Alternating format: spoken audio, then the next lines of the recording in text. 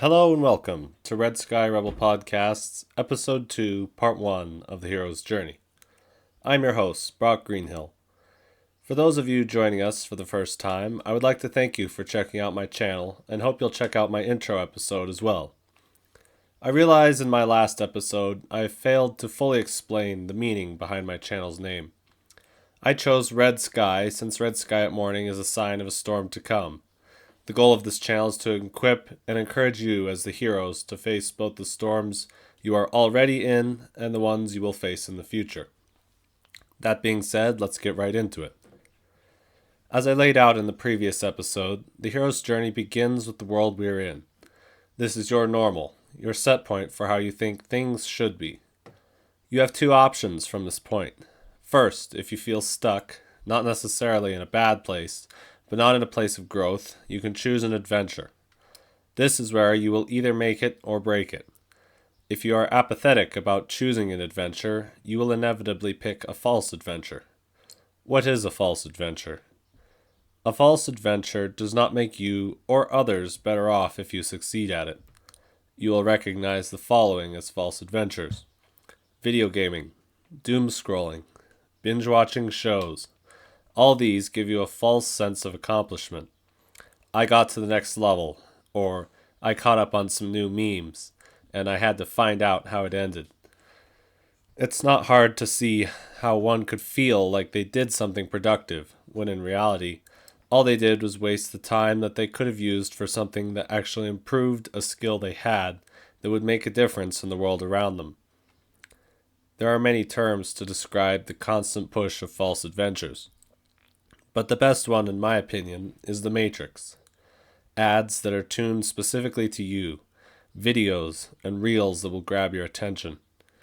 It is all trying to take you away from the battle and keep you distracted. Another example I will touch on briefly are the climate activists. We have seen worldwide young people who graffiti statues, block roads, dump paint into fountains, and even set themselves on fire in the name of saving the world. Regardless of what you believe politically, it is obvious to a critical thinker that these people have done more to hurt the environment than to save it. They have been told by their teachers and the media that their lives only have meaning if they quote-unquote save the world, and that they can do that by doing something as simple as stand out with a cardboard sign and wave it. Much like video gaming and scrolling, protesting for the environment is a false adventure because it does not improve anything. I could go deeper, but I think you get the point. Now that we know what a false adventure is, what is a real adventure? A real adventure is anything that actively moves you and potentially others in a positive direction. This can come in a variety of activities, from studying a part of history to see how it correlates to us now, to starting a small business, or reading some classic books to improve your critical thinking and literary knowledge. Challenging yourself with physical tasks that improve you or others in some way is also an adventure. Whether it is weightlifting, building houses, or training in martial arts, these are all good physical adventures. If it builds a skill that will better your life, and potentially the lives of others, it is a real adventure. Now you might be wondering, what do I do if I feel like I'm in the middle of an adventure? This is an awesome place to be, but you have to begin by taking careful evaluation of where you are on the journey. If you don't create an action plan to accomplish your quest, you are just as bad off as if you had no adventure. Another problem that can arise is when you feel that you are stuck in an adventure you don't want to be in, or a fall. This is also a place where you can use your skills to evaluate where you are in your adventure and move forward. Now that we are choosing an adventure or continuing an existing one, we can begin our evaluation of ourselves and our equipment. These include skills and abilities, as well as hard things like resources. Time, money, and connections can be crucial to the success of our adventure.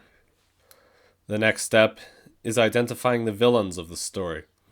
These can be inanimate or animate. They all work together to take you off the path. while some are seemingly easily identified, like drugs, alcohol, and pornography. They are only servants of your true enemy. You have an enemy of your soul, and he wants to see you fall. You can call it many things: the algorithm, Big Brother, or the spirit of the age, but those are just more of his tools. His real name is Satan, the great deceiver.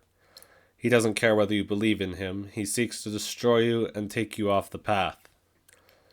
Now that you have chosen your adventure, identified the goal, the tools and skills at your disposal, and the villain who seeks to stop you, the only thing left to do is to start. For many of us, this will be the hardest part. Why is starting so hard? First, we are fighting mental inertia. Our brains want to keep us comfortable and safe.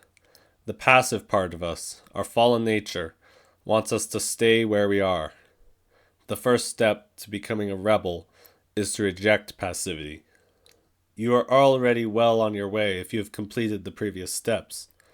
But rejection of passivity is for all aspects of life, not just the easy actions.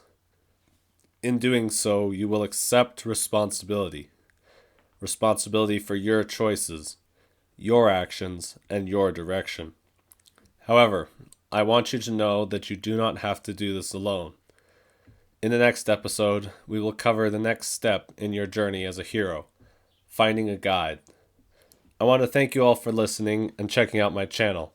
If you liked what you heard and want to learn more, hit that subscribe button so you don't miss out. This is your host, Brock Greenhill, signing out. God bless, and go get some.